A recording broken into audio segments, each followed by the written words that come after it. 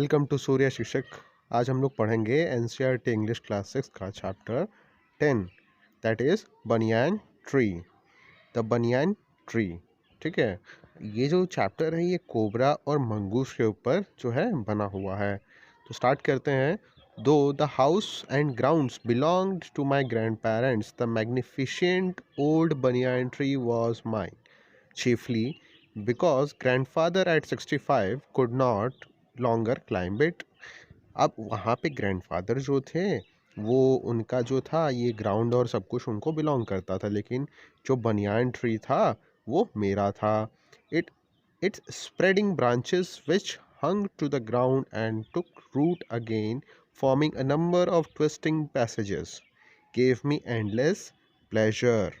इसके जो लंबे लंबे रूट्स थे, जो नंबर ऑफ ट्विस्टिंग पैसेजेस बनाते थे, छोटे छोटे संकड़े रास्ते बनाते थे, उनमें मुझे बहुत अच्छा लगता था। Among them were squirrels and snails and butterflies. The tree was older than the house. जो पेड़ था वो तो घर से भी पुराना था। The tree was older than house, older than grandfather, और ग्रैंडफादर से भी पुराना, बहुत पुराना वो बनियान ट्री था। As old as Dehradun itself, Dehradun के होने से पहले से था। I could hide myself in the branches behind thick green leaves and spy on the world below. मैं जो था इस पेड़ पे चढ़ के अपने आप को इसके पत्तों में छुपा लेता था और पूरी दुनिया को देखता रहता था, सब पे स्पाई करता रहता था कि वहाँ पे क्या हो रहा है। स्पाई का मतलब होता है वॉच सीक्रेटली, किसी को बिना किसी के जाने उसको वॉच करना को स्पाई कहते हैं। My first friend was small grey squirrel arching his back and sniffing into the air. मेरा जो पहला फ्रेंड था वो एक स्क्वेरल था, ग्रे कलर का squirrel. He seemed at first to represent my invasion of privacy, but when he found that I did not arm myself with catapult or air gun, he became friendly। पहले जो था वो मुझसे बहुत invasion और privacy छुपा के रखता था, फिर जैसे उसको मालूम चला कि मेरे पास कोई भी कैटापुल्ट नहीं है या एयर गन नहीं है तो वो मेरा दोस्त बन गया। रीसेंट का मतलब होता है डिसलाइक या मतलब फील या एंग्री अबाउट। ओके, जिसको मतलब पसंद ना हो कोई चीज़। And when I started bringing him pieces of cakes and biscuit, he grew quite bold and was soon talking morsels from hand. और जब मैंने उसके लिए केक्स लाना शुरू किया तो वो जो है बोल्ड हो गया और जो है मोर्सल्स हैंड से मेरे साथ बातें करने लगा, जैसे जानवर जो होते हैं हाथ मिलाते हैं, हाथ हिलाते हैं, है ना। Before long, he was delivering into my pockets and helping himself to whatever he could find। और जैसे ही मैं पहुंचता था वो मेरे जेब में घुस जाता था और सब कुछ खोजता था कि वो अपने लिए क्या कुछ पा सकता है। He was a very young squirrel and his friends were relatives। He was a very young squirrel। अब वो जो था बहुत ही यंग स्क्वेरल था, बहुत ही जो है छोटा सा स्क्वेरल था, ग्रे कलर का। मोर्सल्स का मतलब होता है स्मॉल पीसेस ऑफ फूड। मोर्सल्स का मतलब कोई भी जो छोटा टुकड़ा हम लोग किसी भी पेट को खिलाते हैं उसको बोलते हैं मोर्सल्स। डिलीविंग, गोइंग डीप इनटू, किसी चीज़ के अंदर डीप जाना, किसी चीज़ के अंदर गहराई से जा कर के उसको समझना को कहते हैं डिलीविंग। ओके, मतलब हमने जैसे कि वो पॉकेट के अंदर जाके और चीज़ों को समझता था, मतलब पॉकेट के अंदर जैसे वो आता था, पॉकेट के अंदर चला जाता था और चीज़ों को खोजता था कि वो अपने लिए क्या कुछ खाने के लिए ले सकता है, अपने काम के लिए क्या कुछ ले सकता है, उसको डिलीविंग बोलते हैं। Probably the thought him foolish and head strong for trusting a human. जो उसके फ्रेंड्स और रिलेटिव्स थे वो उसको या तो फूलिश समझते थे या बहुत ही मतलब उल्टे दिमाग का सोचते कि किसी इंसान के ऊपर भरोसा कर रहा है, हमारा दोस्त अच्छा नहीं है, ऐसा सोचते थे वो लोग। Okay, in the spring when the banyan tree was full of small figs, birds of all kinds would flock into its branches। The red bottomed bulbul, उसमें क्या था कि ये जो रेड बॉटल बुलबुल थी, cheerful and greedy parrots, myna and crows squabbling with one another during the fig season. Fig season का मतलब है जो विंटर के बाद जो स्प्रिंग सीजन आता है जिसमें पेड़ों के ऊपर नए नए पत्ते आते हैं उसको बोलते हैं फिग्स। ठीक है। The banyan tree was the noisiest place in the garden. Halfway up the tree, I had built a crude platform where I could spend the afternoons, and when it was not too hot, I could read there, propping myself up against the tree with a cushion from the living room. Treasure Island, Huckleberry Finn, and the story of Dr. Dotlet। ठीक है, तो वहाँ पे जो था क्या करते थे कि वहाँ पे बैठ के कुछ बुक्स को पढ़ते थे, या वहाँ पे बैठ के चीज़ों को ऑब्जर्व करते थे कि वहाँ पे नीचे क्या चल रहा है। प्रॉपिंग माई सेल्फ अप, ठीक है, प्रॉपिंग माई सेल्फ अप का मतलब होता है लर्निंग, लीनिंग अगेंस्ट, मतलब हम लोग किसी चीज़ के अगेंस्ट में लीन होके बैठ जाते हैं, तो लीन होने के लिए क्या कुशन यूज़ करता था। ठीक है, वो लड़का जो है कुशन यूज़ करता था। Some of the books that made my banyan tree library, अब वो कुछ बुक्स थी जो उसको, डॉटलेट की बुक्स थी, ऐसी बहुत सारी बुक्स थी जो उसको बनियान ट्री को उसकी उनकी लाइब्रेरी बनाती थी। When I did not feel like reading, I could look down through the leaves and the world below. अब जब पढ़ने का मन नहीं होता था तो मैं लीव्स के अंदर छुप के और नीचे देखा करता था वहाँ पे नीचे क्या चल रहा है। And on one particular afternoon I had a grandstand view of the classic of the Indian wilds, a fight between a mongoose and a cobra। एक आफ्टरनून क्या हुआ, मैंने एक बहुत ही बढ़िया व्यू देखा। वहाँ पे जो है मंगूस और कोबरा फाइट करने वाले थे। The warm breeze of approaching summer had sent everyone including the gardener into the house. I was feeling drowsy myself, wondering if I should go to the pond and have a swim with Ramu and the buffaloes। ठीक है, तो जो गर्म हवा चल रही थी उस वजह से सब लोग जो है, सिर्फ गार्डनर के अलावा सब लोग जो है घर के अंदर थे। मैं भी सोच रहा था, ड्राउजी फील हो रहा था मुझे भी, तो मैं भी सोचा था मैं भी जो है पॉन्ड में जाऊं और रामू के साथ और जो बफेलोस थी उनके साथ स्विम करूं। When I saw a huge black cobra gliding out of a clump of cactus, तभी मैंने देखा एक ब्लैक कलर का कोबरा कैक्टस के पीछे से निकल के आया। At the same time, the mongoose emerged from the bushes and went straight for the cobra। और उसी टाइम पे जो है झाड़ियों में से एक मंगूस निकल के आया और सीधा कोबरा की तरफ जाने लगा। ठीक है, in the clearing beneath the banyan tree in bright sunshine they came face to face। और दोनों के दोनों जो है ब्राइट सनलाइट के नीचे फेस टू फेस आ गए। The cobra newly too well that the grey mongoose, 3 feet long, was super fighter। अब कोबरा को भी पता था कि जो ये ग्रे मंगूस है ये 3 फीट लॉन्ग और सुपर फाइटर है। क्लेवर एंड एग्रेसिव, क्लेवर भी है और एग्रेसिव भी है। But the cobra too was skilful and experienced fighter. But यहाँ पे तो कोबरा भी एक्सपीरियंस्ड फाइटर था। He could move swiftly and strike with the speed of light. Cobra जो था आराम से मूव करके वो लाइट की स्पीड से काट सकता था। And the sacs behind his long sharp fangs were full of deadly poison. It was to be battle of champions.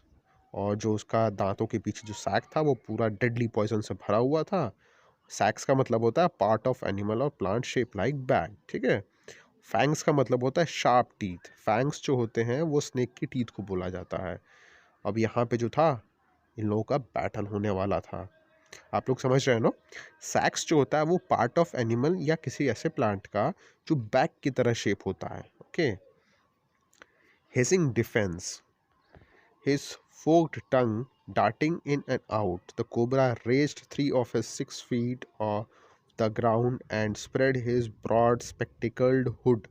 The mongoose bushed his tail and long hair on his spine stood। Defence का मतलब होता है rebellion या resistance, या तो वो rebellion हो गया।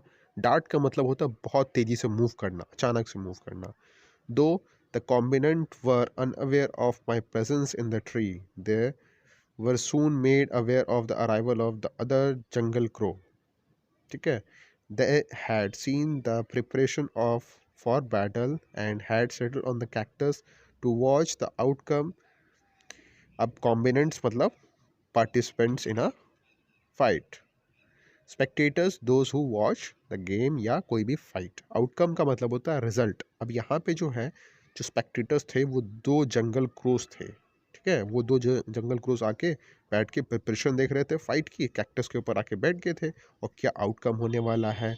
Had they been content only to watch all would have been well with the both of them. या तो वो सिर्फ देखने आए थे, या तो वो जो है चीज़ों को ऑब्जर्व कर रहे थे, ठीक है. Had they been content only to watch, all would have been well with both of them. अब वो तो सिर्फ बैठ के देखने के लिए आए थे और मज़ा लेने वाले थे, ठीक है. ये देखिए. The cobra stood on the defensive, saying slowly from side to side, trying to memorize the mongoose into making a false move. ठीक है. अब तो कोबरा हुआ अचानक से डिफेंसिव तरीके से खड़ा हुआ और कोशिश करने लगा कि मंगूस कोई ऐसा गलती करे कि मैं उसे डस लूँ फटाक से. मेमोराइज मतलब मैजिकली परसुएड, मतलब सोचने लगा. फॉल्स मूव का अनवाइज एक्शन, मतलब कोई भी ऐसा एक्शन जिसमें कि वो मंगूस को काट सके. The power of his opponent glassy, winkling eyes and refused to meet them. Instead, he fixed his gaze at a point just below the cobra hood and opened the attack. अब अचानक से जो है इन्होंने अपने ओपोनेंट को सोचना शुरू किया और जो है इसको अटैक को ओपन किया. Moving forward quickly until he just with in the cobras reach. अब अचानक से वो जल्दी जल्दी मूव करने लगा. The mongoose made a pretended move to one side. Immediately the cobra struck. अब जैसे ही कोबरा ने स्ट्रक किया, मंगूस कूद के दूसरी तरफ चला गया. His great hood came down so swiftly that I thought nothing would save the mongoose.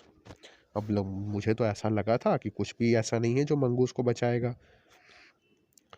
But the little fellow jumped neatly to one side. अचानक से इतनी तेजी से मंगूस भी जंप किया कि कोबरा ने जब बाइट किया तो कोई असर ही नहीं हुआ. And darted in as swiftly as the cobra, biting the snake on the back and darting away again out of reach. और बाइट करना और डार्ट करना, फिर बाइट करना, फिर डार्ट करना. जैसे ही वो बाइट करता था वो डार्ट करके डॉज करके दूसरी तरफ चला जाता था. At the same moment, the cobra struck the crow and the myna hurled themselves at him, only to collide heavily in mid-air. Shrieking insults at each other, they returned to the cactus plant. यहाँ पे cobra और mongoose लड़ रहे थे और यहाँ पे जो है क्रो एंड मैना जो है आपस में कर रहे थे. ग्लिस्टेंड का मतलब होता है shown. A few drops of blood glistened on the cobra's back. अचानक से कुछ ड्रॉप्स ऑफ ब्लड दिखे. The cobra struck and missed. Again the mongoose sprang aside, jumped in the and bite. Again the birds dived at the snake but bumped into each other instead and returned shrieking safely the cactus. अब अचानक से फिर cobra ने struck किया और miss कर गया और फिर मंगूस ने फिर से जंप किया और उसके ऊपर जो है बाइट करके देख लिया. फिर जो है यहाँ पे जो है मैना और क्रो ये भी अपना जंप करके देख रहे थे, अपना आपस में टकराते थे और फिर वापस आके कैक्टस में बैठ जाते थे. तो वहाँ पे मंगूस और कोबरा लड़ रहे थे और यहाँ पे क्रो और मैना लड़ रहे थे. The third round followed the same course as the first but with one dramatic difference. Third round जब हुआ तब उसमें भी जो है सेम डिफरेंस था. राउंड का मतलब हियर है यहाँ पे है कि फाइट और कंपटीशन में जो ब्रेक के बाद राउंड आता है, थोड़ा सा ब्रेक दो फिर फाइट करो, थोड़ा सा ब्रेक दो, उसको राउंड कहते हैं. The crow and myna still determined to take a part in the proceedings dived at the cobra, but this time they missed each other as well as their mark. The myna flew and reached its perch, but the crow tried to pull up in mid-air and turn back. अब यहाँ पे फिर से एक बार उन लोगों ने snake की तरफ जाने की कोशिश की, क्रो और मैना ने. It took the bird to do the cobra struck. ये देखिए ऐसे वो जो है इधर क्रो गिर गया और मैना जो है उड़ के चली गई. इसी तरह जो है फाइट हो रहा था. अभी यहाँ पे देखिए मैना ऊपर जा रही है और यहाँ ये स्नेक के पीछे जो है बाइट हुई हुई है, जो मंगूस ने जो है बाइट किया था पंजे से अपने, और यहाँ पे क्रो जो है गिर गया हुआ है. Great force, his snout thundering against the crow's body. Okay. The snake and the mongoose returned to fight very wisely, decided not to interfere again. The cobra and weakening the mongoose fearlessly up, raised himself on the short legs and with a lightning snap had a big snake, the count snout. Okay, to no avail का है, no success. Righted and lashed about in a frightening manner, and even coiled itself about the mongoose. But to no avail, the little fellow hung grimly on until the snake had ceased to struggle. अभी भी snake जो है struggle कर रहा था. He then smelt along his quivering length, gripped it around the hood and dragged it into the bushes. ठीक है. अब यहाँ पे मंगूस में है जो है उसके ऊपर फिर से हमला किया. वो कॉइल होके बैठा हुआ था और फिर जैसे हमला किया वो घायल हो गया, उसे बुशेस की तरफ ले गया. The minor dropped cautiously to the ground, hopped about, peered into the bushes from a safe distance. मैना जो थी वो नीचे गिर गई और क्रो जो उड़ गया था.